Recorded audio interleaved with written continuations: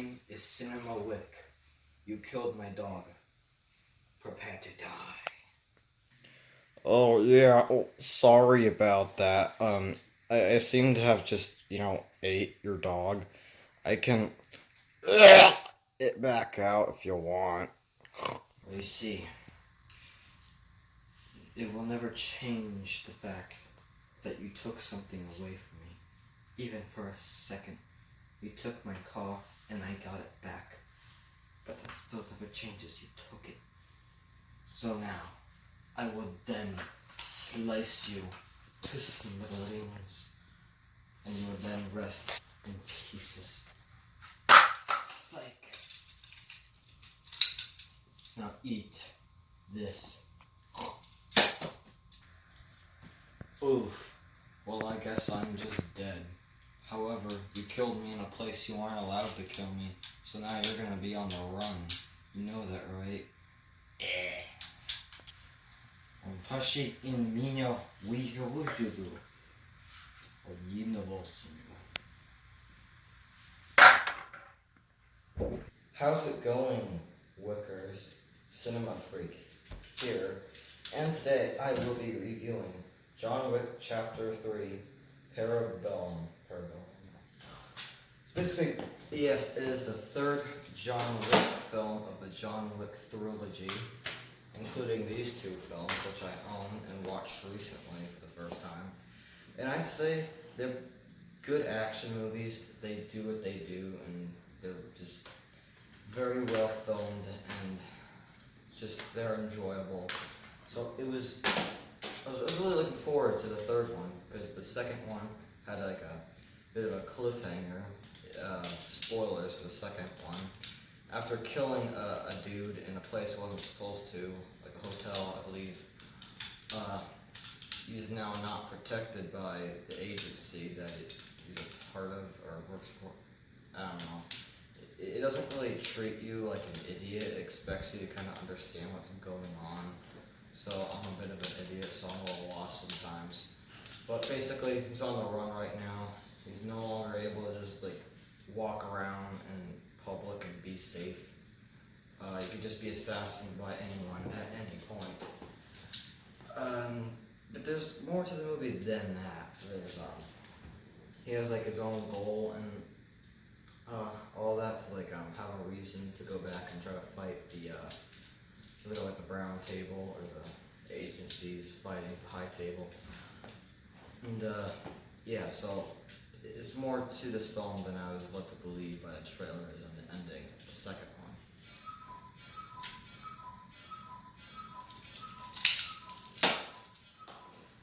But and I have to say, this was a really good entry, and I actually have to say this is the one that I enjoyed the most out of the trilogy.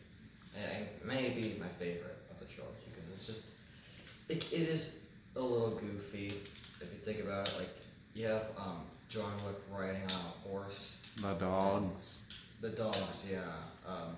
So basically, he goes all the way to the desert in like Egypt or somewhere, and meets Halle Berry, who has like these two vicious dogs that are trained to bite people to death.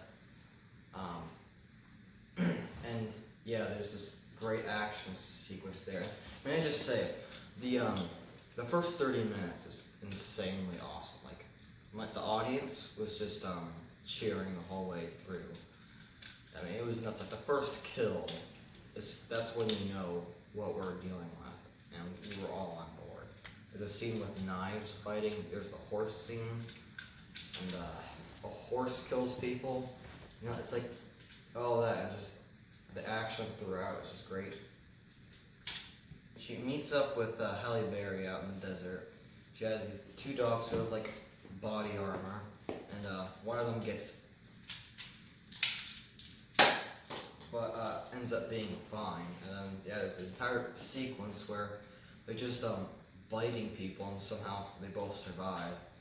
It's one thing is that I don't think any of the dogs actually caused any deaths. Basically, the dogs just stopped the bad dudes from firing, and then Halle Berry just comes and like shoots. So like just finishing them off, but still it's still cool though, I must say. And yeah, there's also like basically the final action sequence. Like before that, there's like a motorcycle chase with the swords, which you saw in the trailers, and they're fighting it. I misplaced my sword. I think some nerd stole it. And there's also like this bad dude. He's Asian, and they fight each other. And it's like he's kind of a villain, or he is a villain, but it's like he does stuff that doesn't even make it really seem that way. He's basically just fighting John Wick for fun, which I think is good and all, but it's like what's really the point, you know? I don't even know if he died or not, considering like what happens in this movie, like to some characters. We don't even know if who survives, who not, considering the laws of this universe. Just like Lawrence Fishburne was in this movie, by the way. Return, because I kind of forgot about him. And he gets sliced up 7 times, and by the end of the film, you realize he survived that somehow. But I was grateful for that, at least. They just killed him off way too soon, if that's the case. I suppose I could just talk about the final battle. John Wick goes back to the hotel that he's been in the first 2 movies, and don't know what else happens. Yeah, the soldiers are more bad dudes coming with like really, they got like insane body armor, and basically he has to, he was given a challenge, back in the desert. He gets his wedding ring finger cut off in order to, like, I don't know, some religious thing. He has to go kill Winston, the dude from the first 2 movies, who's like, his friend doesn't want to, and he decides not to do it when he arrives. Little do you know, that ended up being a big mistake. And yeah, but the place ends up being overrun with dudes. He gets like this insane shotguns and teams up with the black dude, and they end up blowing out their brains. It's another thing people are amazed by in the theater. Woo! But yeah, it's a great final battle. It's a climax still. And it's also when he starts fighting ninjas and Asian dude. Now time for the very ending of the film. After all the fork-tarred enemies are defeated, he goes back to the top of the building where Winston, the black dude, and the shaved-haired chick, they discuss the future and that Winston doesn't have to be killed. They can, the high table is still intact and it's not over yet. But John Wick, however, yeah, that's I'm sorry, John Wick. There's nothing personal. There's no other choice. But yeah, it ends up falling all the way down there. So it slides down, hits the staircase, and somehow survives. I legit thought he actually died. This He's is how just it like ends. Lawrence It would Fishburne. be different. And yeah, it's crazy though. It's so unexpected. And I have to say, that's something that this movie did a good job of doing. It's every gunshot, I feel it. It feels so, it's loud and... Realistic. I mean, I guess it's realistic, I don't know. Yeah, it doesn't feel cheap. In some action movies, gunshots just mean nothing. They just feel like little Nerf bullets. But here, they actually feel like they cause death. And I guess because of, the blood and the R rating, that's what does it. And PG-13 movies is what do it wrong. Like this, you nerd tard. And, what's about that? He ends up being recovered by, homeless dude and his dog, and it's brought to Lawrence Fishburne, and they end up agreeing that they need to get some more revenge. And yeah, insert the beginning of John Wick 4, 2021, coming the way.